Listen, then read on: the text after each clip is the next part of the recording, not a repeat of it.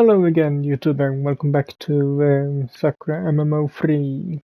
My name is MS-Punker1, and we are in the underworld and had a talk with Lona, the goddess, in the last video. And then, towards the end, something happened to Neve, and she started behaving strange. Saying she got hypnotized by something. But apparently she may be actually fighting it also, because she had an opportunity to attack us towards the end there, but for some reason she didn't. So, why is that? Let's see.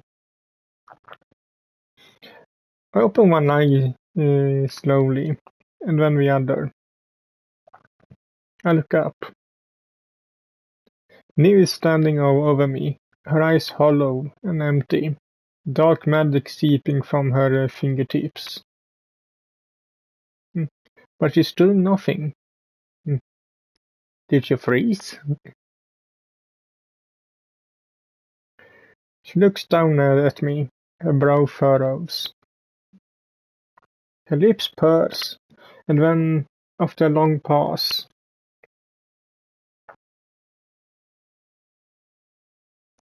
even hypnotized, she actually recognizes me.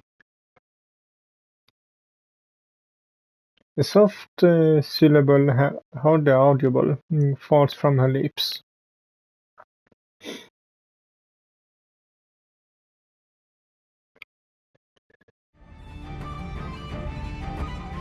She's back to normal.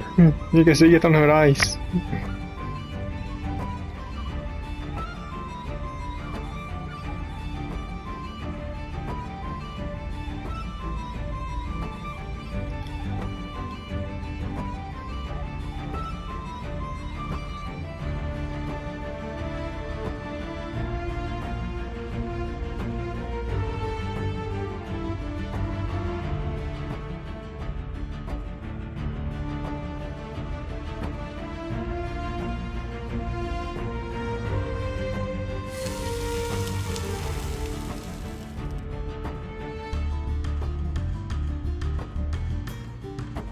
The goddess is able to deflect Neve's spear barge of dark flames just in time, but I don't think she expected Neve to resist her magic so entirely.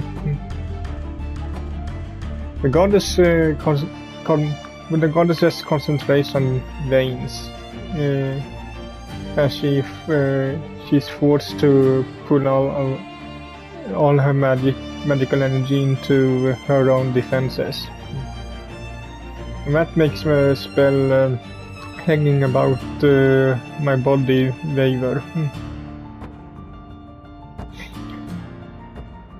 It flickers, then it shatters.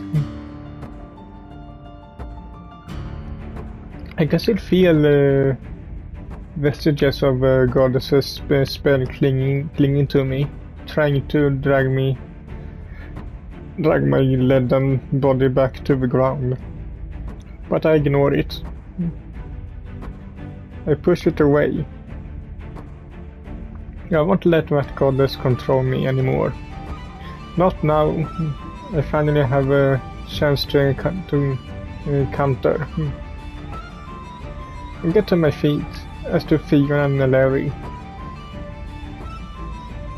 We can move. But how can we fight? The goddess's magic is far stronger than my own. And butting heads with her would only lead to my own ruin.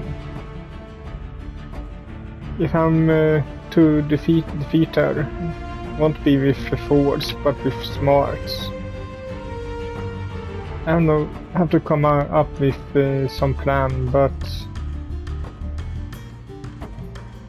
I got it. I know what to do. The mirror. Shall we go into the depths of her own distorted heart, twisted by years of hatred and anger. I make her realize how ugly and unsightly she is, and then I can deliver a finishing blow.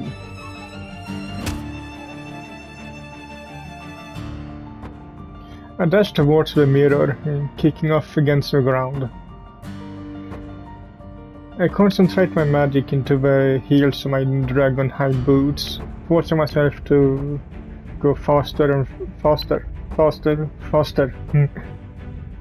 This might be my only chance. Are you sitting down again? The goddess has recovered from Neve's surprise attack. She's seen what I'm doing, and surely she must know what I'm planning. She waves one hand and myriad of magic circles appear behind her throne. Circles are red as blood, and there are dozens, no hundreds of them. She's going to rain divine magic down upon me until one of her blows hits. This time she really will kill me.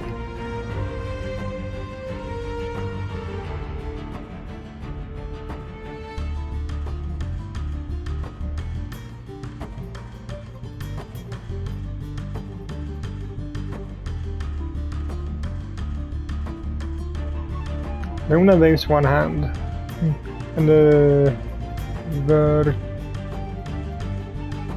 vertible barrage of magical energy fires out of her magic circles. The magic crashes against the ground, discriminately, like bullets. Fiona and Larry do their best to deflect from the magic blades, but it's fruitless. This divine magic belongs to a goddess, goddess of creation. It's too powerful for any human to fend off. Fion's daggers are blown out of her hands in an arc. She tries to get new ones from a belt, but she doesn't have the time. The medical bullet hits her in the stomach, knocking her backwards.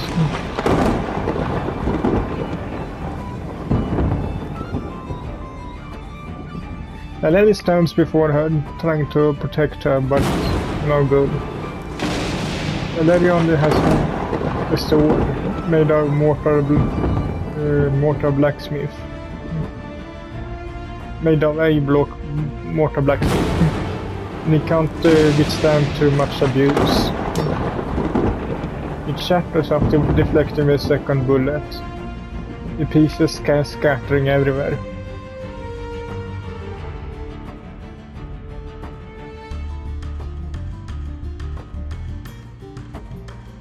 Ning tries to deflect whatever magic she can with magic of her own, but she's being pushed back. She can't keep it up. She's not strong enough.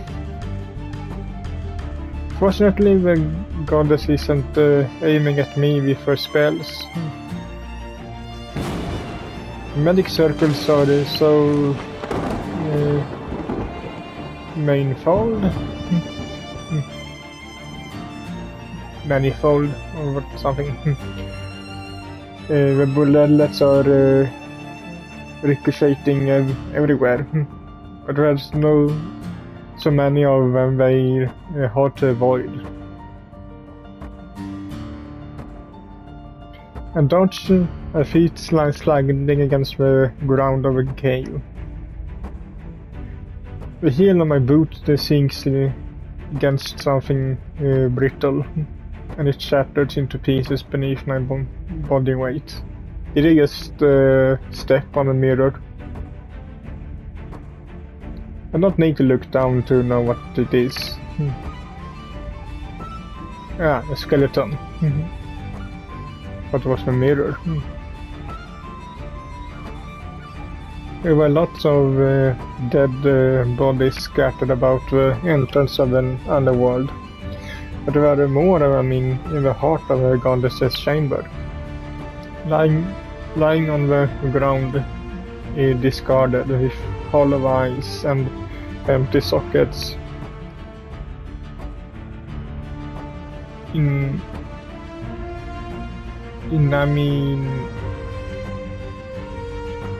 Inanimate.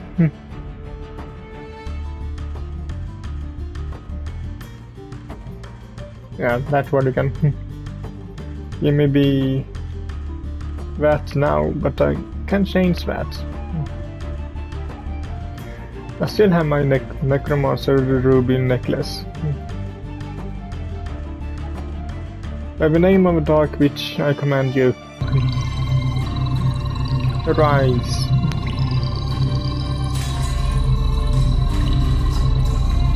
The skeletons scattered across the goddess's chamber slowly begin to rise to their feet. They're not the people they once were. They're nothing more than empty husks, with no thoughts or feelings of their own. They only exist to follow my biddings, and to protect me regardless of their own safety. And that's just what we do. The skeletons come between me and the goddess's magical bullets, over and over again, shattering on impact like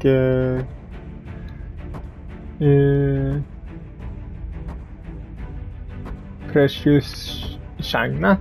Okay. My soldiers are already beginning to dwindle. I don't let that stop me.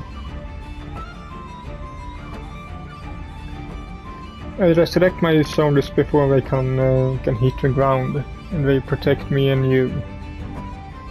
Doesn't matter how many times the goddesses kills them. As long as I have my necklace, I can keep reviving them. My lich surround me like shields. Some are missing ribs, others are arms. One its whole head.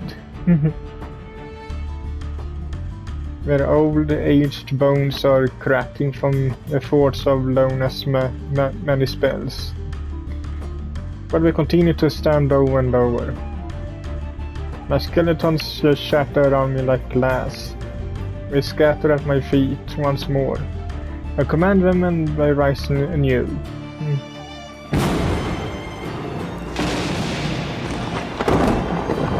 Lona's spell keep coming, but my skeletons absorb them all for me. I'm almost at the mirror now. I can make it.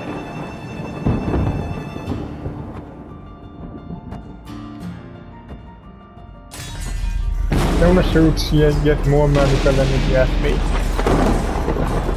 3 of my skeletons are beheaded in a row, and one of Lona's spells glances off the side of my cheek. It stings like it stings, but I ignore it. I have to keep pushing on. I duck and dodge and wave. Keeping behind my skeletal warriors. I roll on the spells and leap over stray bullets. My knees and legs are bruised and dirty from ducking to the ground, and the air smells of death and smoke. My heart is pounding so hard it feels like it might burst. I can't breathe. I can barely think. But I keep running. I can see the mirror now. Though through the smoke like Lona's magic has left. Can I make it in time? I'm not sure. The spellfire is right at my head, but one of my skeletal warriors dives before me to deflect the blow. I reach out my fingers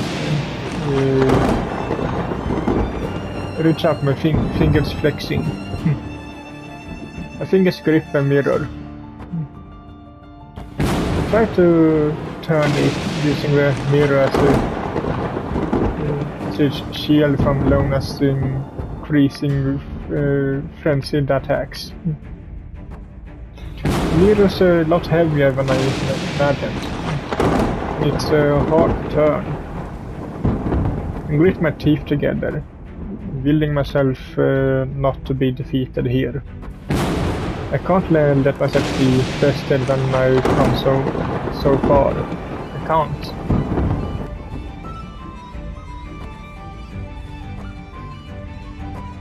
Neve. As for by magic, Neve appears by my side. She takes hold of the left side of the mirror and I of the right. If we work together, we can turn it. I'm sure we can.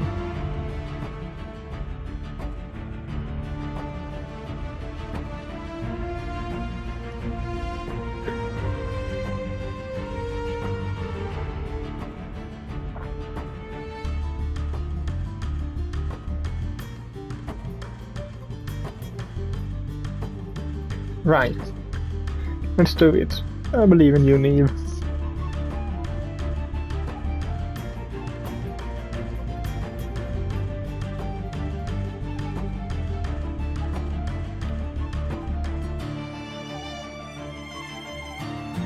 But the goddess' words die in her throat. Together with our forces combined, Neve and I have finally managed to do it. The mirror which caused Neve so much internal pain and suffering is now pointing directly at the one who created it.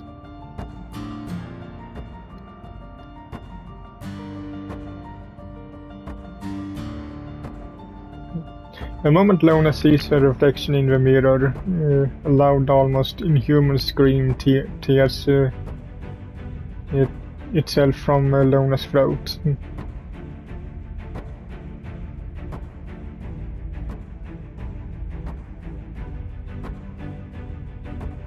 The goddess chokes and splatters these words out, as though they're made of pure poison. She holds both her hands up to her face in an attempt to conceal her true appearance. But it's already too late. Will we see what happens? The mirror has stripped away her pretenses to reveal her true form. So I guess she isn't that good looking in real life. Goddesses though she may be, Lona has been sealed away inside the underworld for more than 1,000 years. She's still alive, but barely. Nothing more than a corpse, animated by her divinity and desire for revenge. When I first encountered Lona, she looked beautiful. But that was nothing more than a ruse. This is the real Lona. This is what she truly looks like.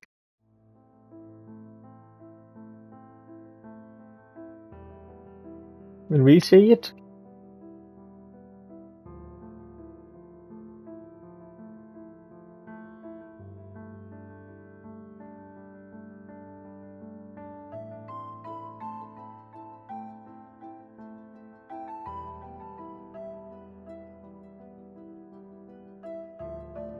Well, the goddess tried to speak in commanding tone. Her voice wavers like a child's like a child's.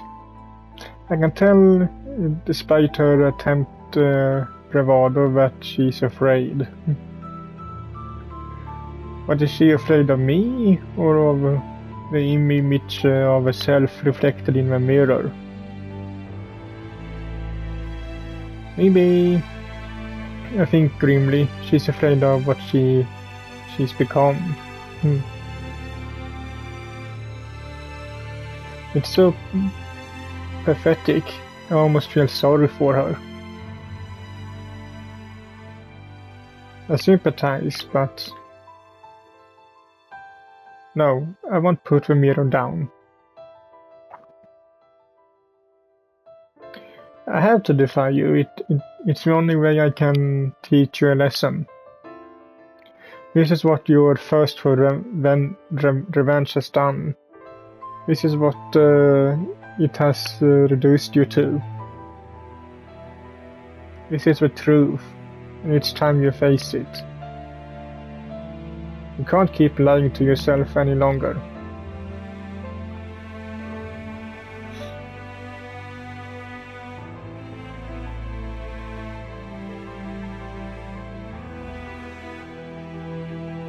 It's not who you used to be, but it's undeniably you now.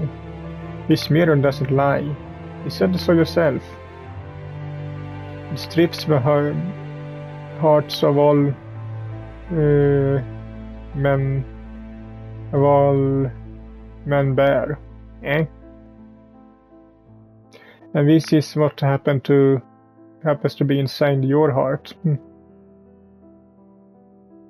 This is the truth. Don't avert your eyes.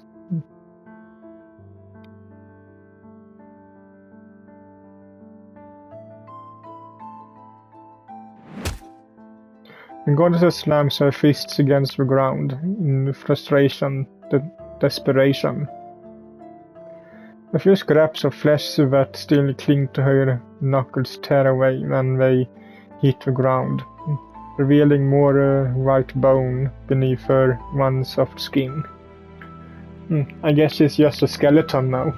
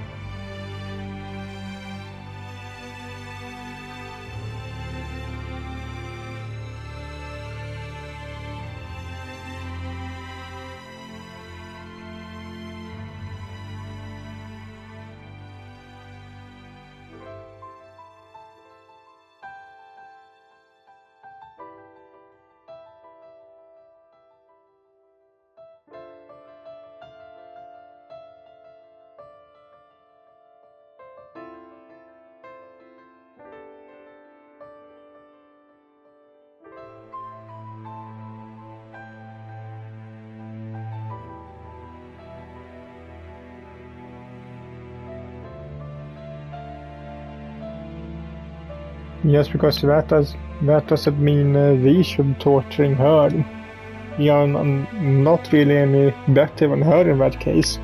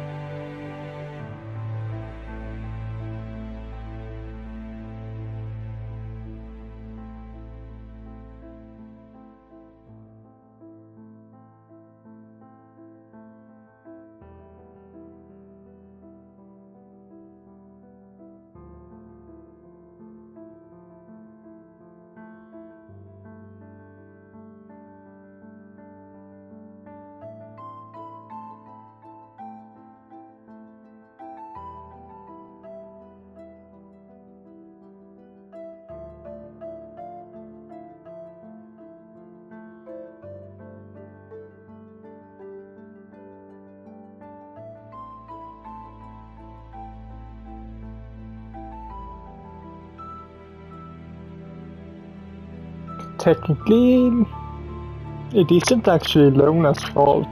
Sure, it was her fault for trying to destroy the world, but she didn't choose to be captured down here. It was her husband's choice, or whatever, if they were married or something. It was his doing, or Gardenia who seduced him. So Lona is actually not at fault here. Not entirely, at least.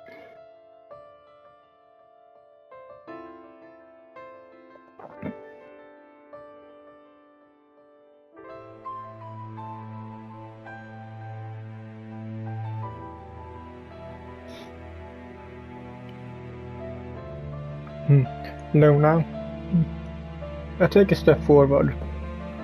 The heels of my dragon hide boots grind bones into powder, but I pay it no heed.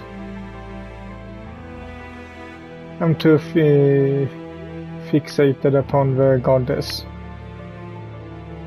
Once Lona was a goddess of life, but now she's a goddess of death.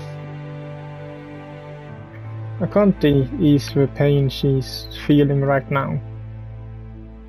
But maybe I can try to sympathize.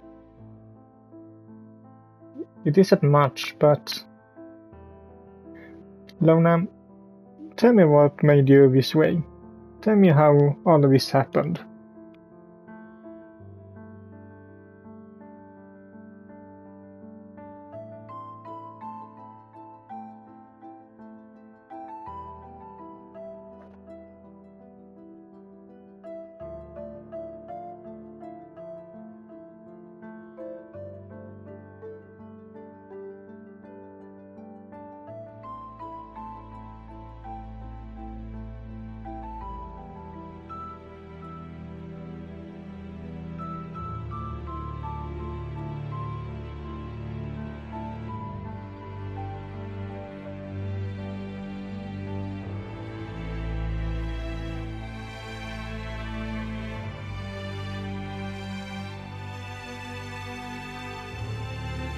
And so you turned against your lover.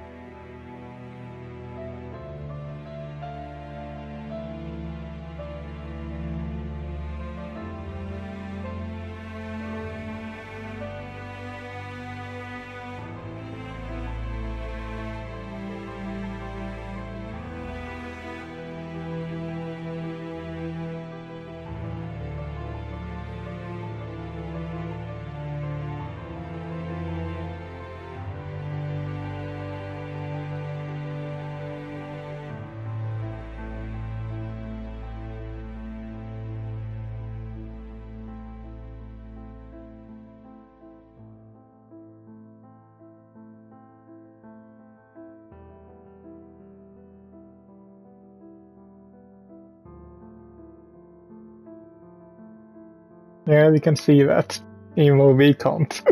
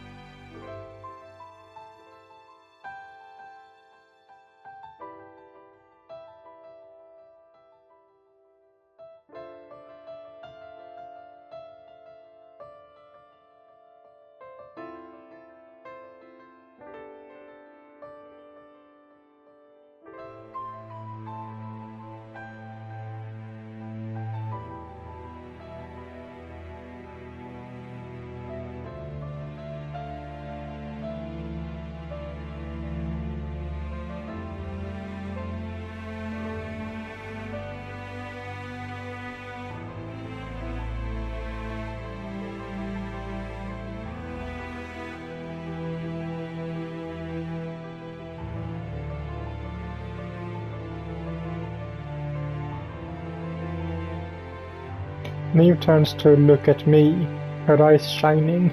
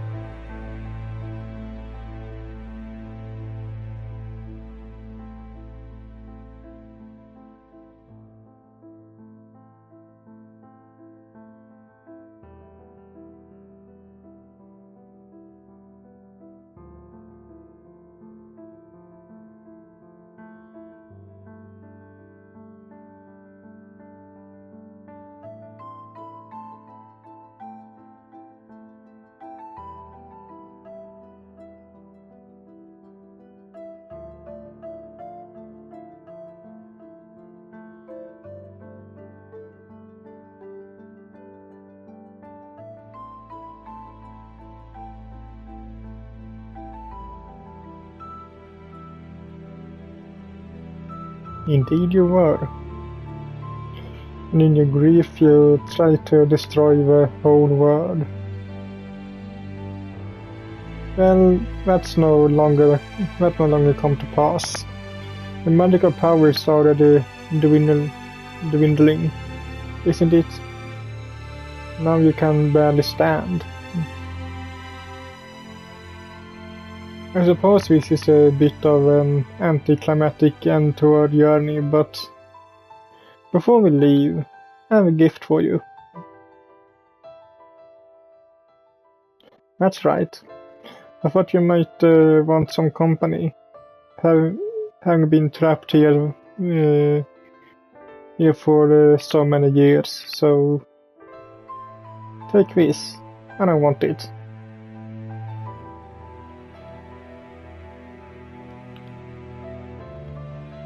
I fished the gem that Gardena gave me out of my pocket, and I throw it at Lona's feet. I'm gonna punish her even more by showing her the woman who took her husband.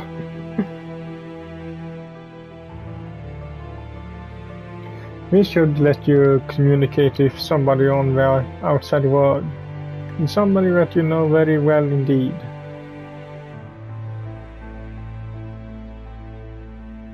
That's right. I'm talking about that witch.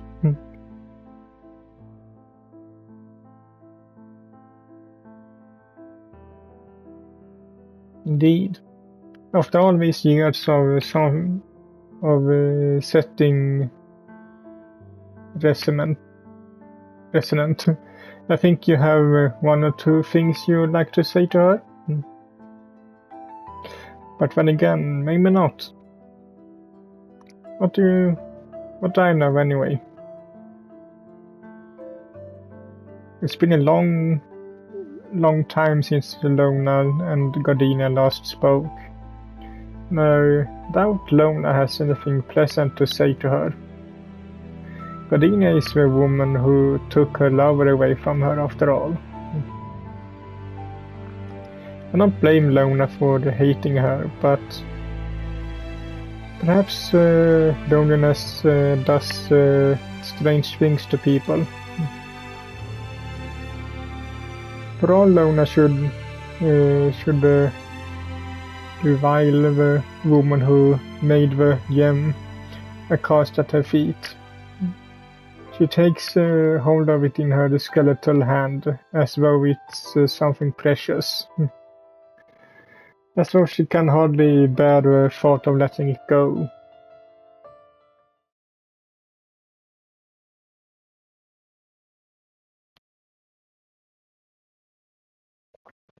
And so, after all that,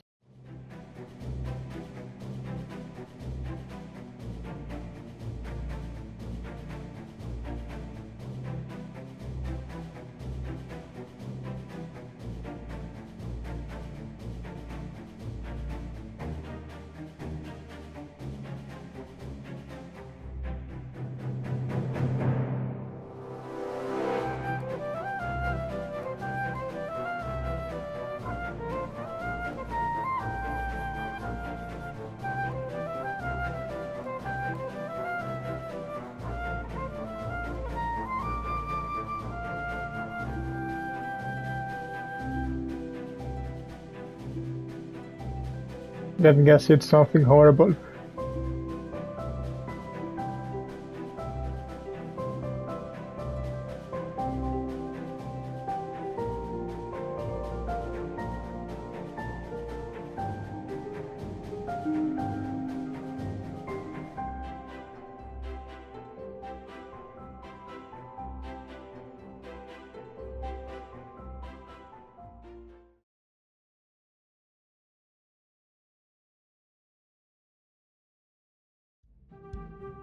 Eh?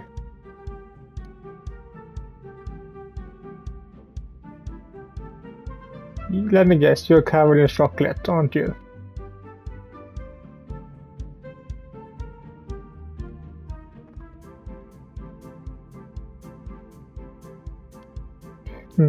Theon looks at Gardenia with no small amount of confusion. Her brow furrowed.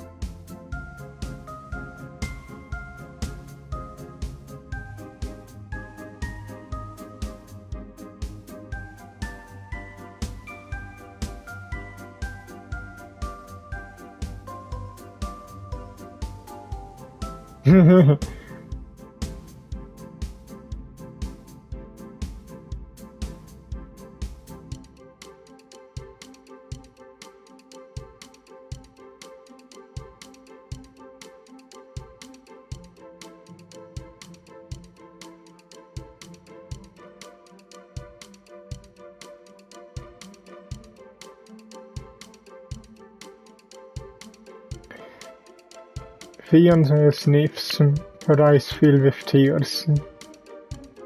Kinda sad that they are zoomed in so this much, but probably because of censoring something. Sad that they have to do that.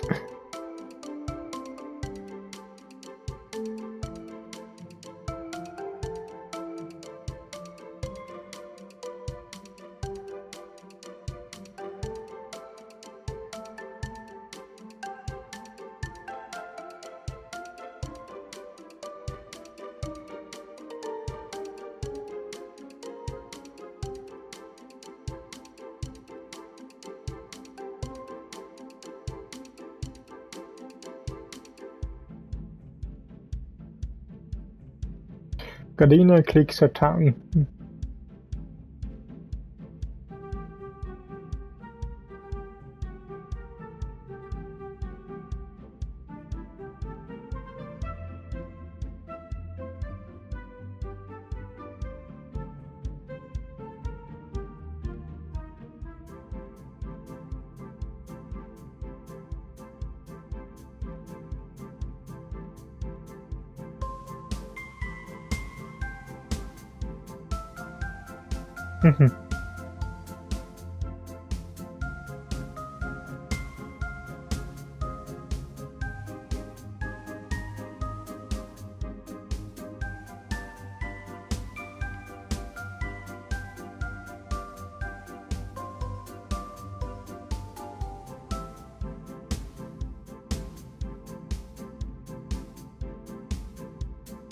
Gardenia pouts.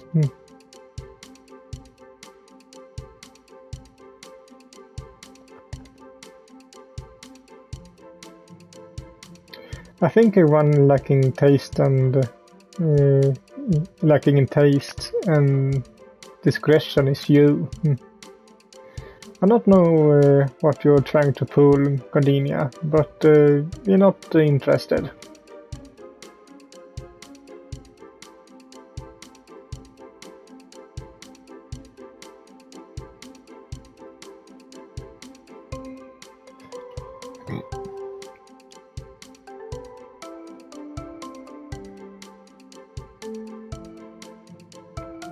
Neil looks at me suspiciously, her eyes narrowed.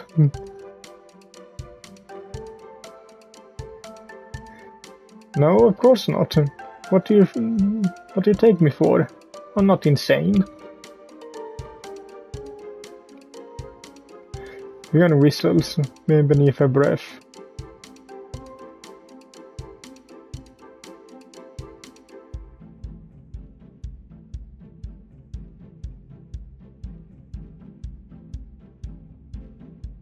You got totally the wrong idea. Don't let Gardenia trick you. I never asked her to do this. She decided on it on her own. Or on it herself. Mia blinks at me with teary eyes. Her face flushed. Of course. She's far too much for me to handle.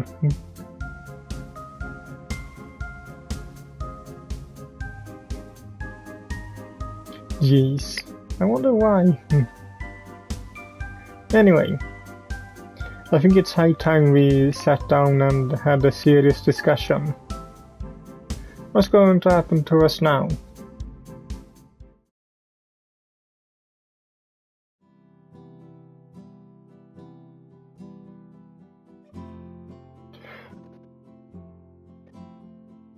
After cleaning herself up, Gardenia invites us all to sit in her living room. A large iron cauldron sitting in the middle of the room continues to leak strange green smoke. And I swear some of the pickled ice in the glass yards are arranged on the shelves are staring at me. Dark and dingy, though Gardenia's home is, at least it's easier to deal with than the woman herself. Gardenia is full of surprises. Speaking of which, I look Gardenia up and down, my lips pursed. I could always ask her about her relationship with Lona. But that really is none of my business, is it? There's no point talking about it anyway. That's because the goddess has been defeated.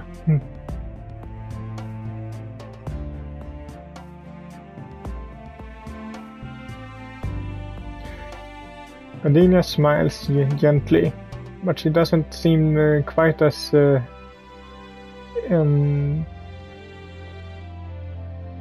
Refused? As one might be to hear such news. In fact, I might be grasping at straws here, but to me, she looks almost upset. Wonder why. The goddess isn't dead, you know. We only weaken her magical abilities, and we fit her resolve.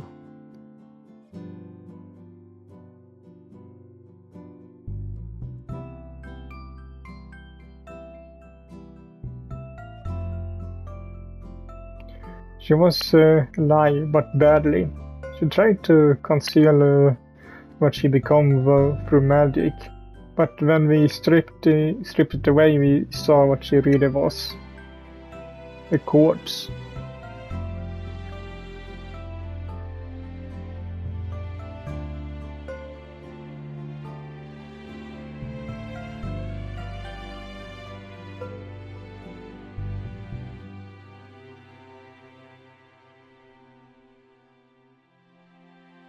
She suffered far less than she would have made us suffer, had her plan succeeded.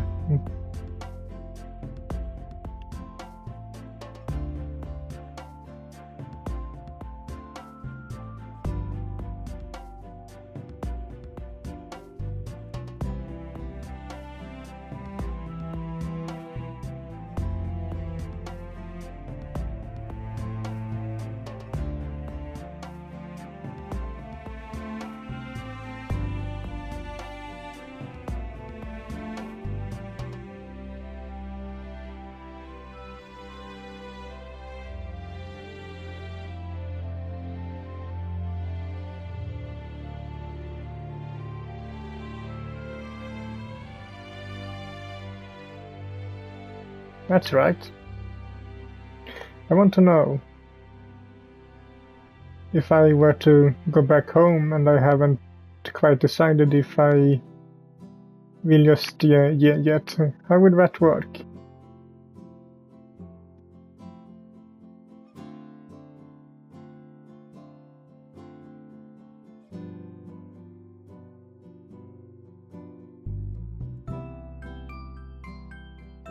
Cordelia snaps her fingers for a demonstration.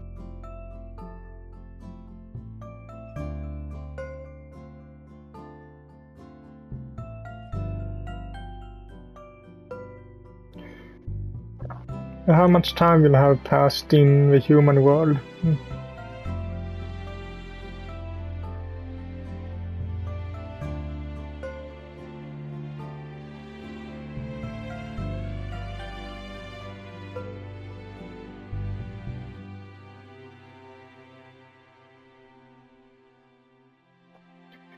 My everyday life, huh?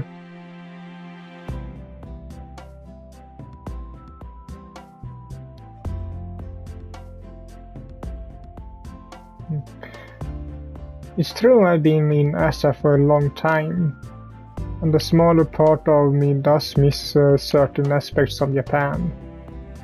I miss the food and the fashion, and just how convenient our technology is compared to ASAP's. But I can't forget my feelings of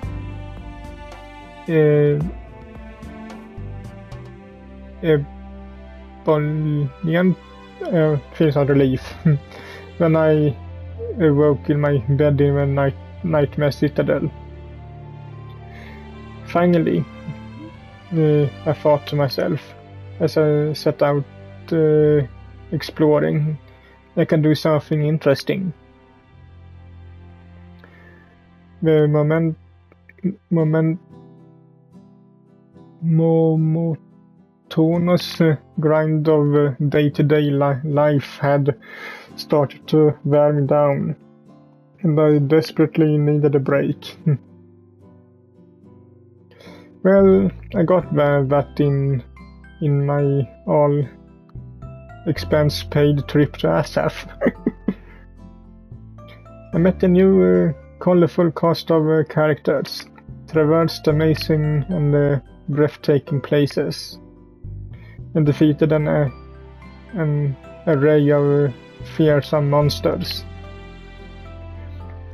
And then all done and seen and learned so very much. Now Gardenia's saying if I go back to Japan, it's like none of that ever happened. I return my dull office job and everything will go back to normal. So that's something I really want. What about the relationships I made in SF? If I were to leave, I'd particularly miss...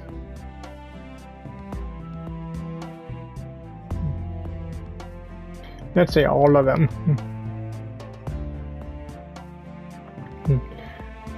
All of them, damn it. I love them too much to part with any of them. This isn't fair. This is all so sudden. I need more time to think, but...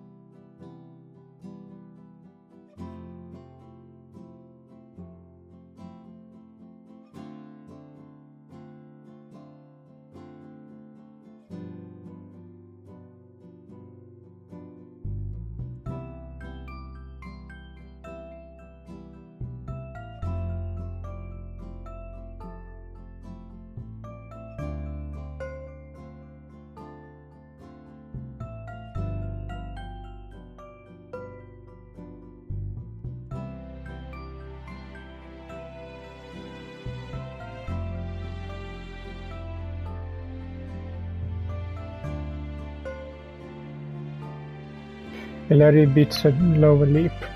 She winds her arm about her middle. Her arms about her middle. Her body trembling like a leaf in the wind.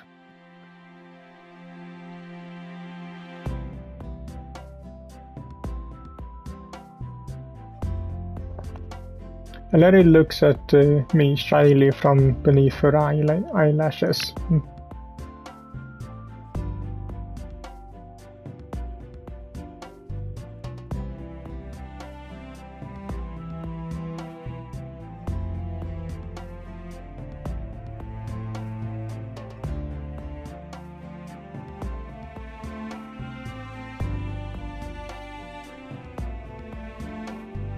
You're asking for my opinion?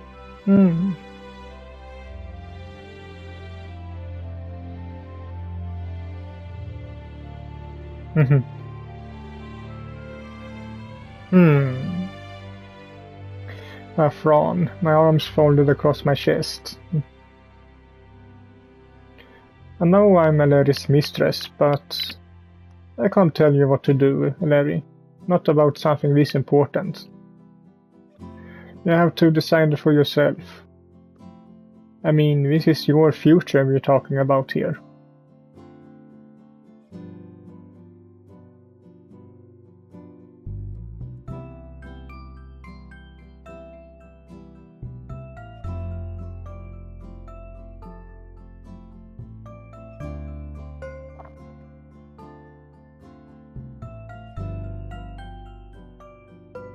A suggestion, is it?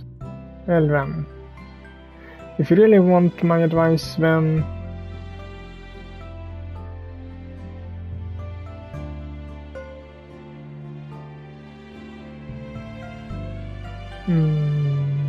let's stay. That's right, I do, and I want to stay here too. We should all stay together, the four of us.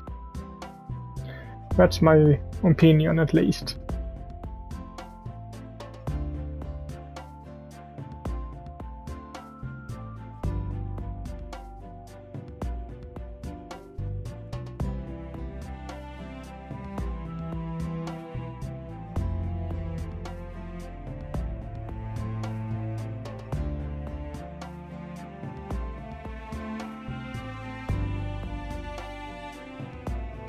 And also, just before we anything here, I see the time is about to run out here, so I'm just saying it now.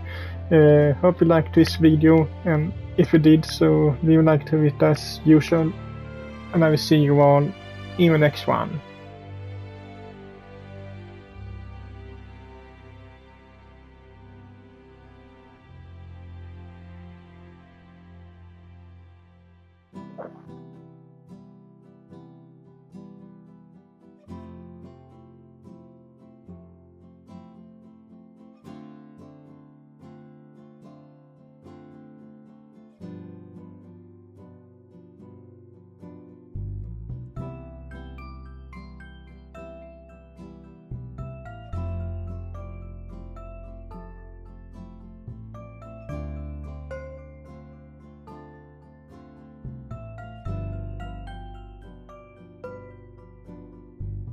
And I love you too, you silly stubborn knight.